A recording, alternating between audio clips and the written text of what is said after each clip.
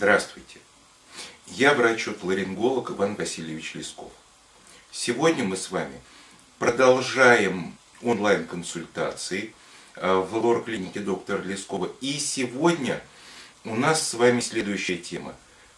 Длительный, непроходящий кашель при ОРВИ. Вопрос будет следующий. Добрый день. Моей девочке 3 года 5 месяцев. Мы постоянно кашляем. Перерыв максимум 2-3 недели. Все начинается с сухого кашля, который нас мучает и днем, и ночью. Были вот у аллерголога, насечки делать не стали.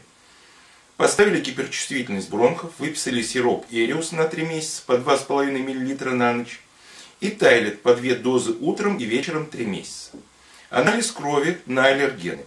Анализы мы не сдавали, уехали в отпуск. Этим летом 3 месяца прыскали Тайлет и пили Эриус, помогало, пока все это делали. Но ангиной все равно переболели.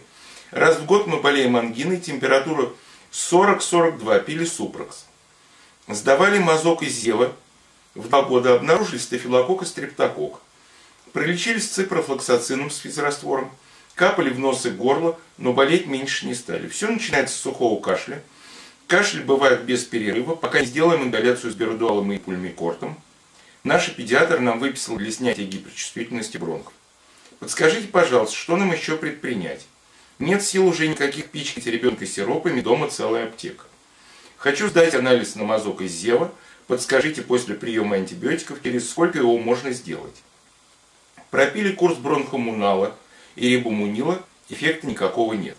Витамины пьем, на лямблии сдавали. Немазол пьем всей семьей по весне и осени. Спасибо вам заранее.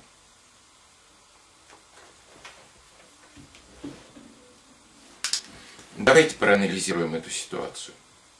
Действительно, сухой приступообразный кашель, приступ – это признак гиперреактивности бронхов. Но все дело в том, что причиной такой гиперреактивности может быть не только аллергия, либо глистная инвазия, но и самая банальная инфекция.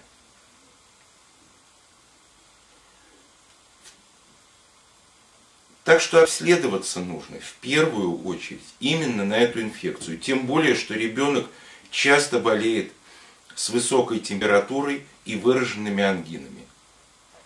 Начать с чего? С самого простого рентгеновского снимка, который покажет, есть ли воспалительный процесс в легких. Это будет выглядеть как усиление сосудистого рисунка, такая характерная сеточка на рентгеновском снимке. Если вы ее увидите, вам нужно будет сдавать уже и анализы. Это будут анализы на антитела к хламидии и пневмонии, ИГГ плюс ИГМ, потому что хламидия может вызывать подобные проблемы в легких. А еще антитела к ядерному и капсидному антигенам вируса Эпштейна-Барр. И здесь можно сдавать только ИГГ. И антитела к цитомегаловирусу, где опять понадобятся антитела ИГГ и ИГМ. Тесты на антитела, в отличие от ПЦР, хороши тем, что сдавать их можно не только во время болезни.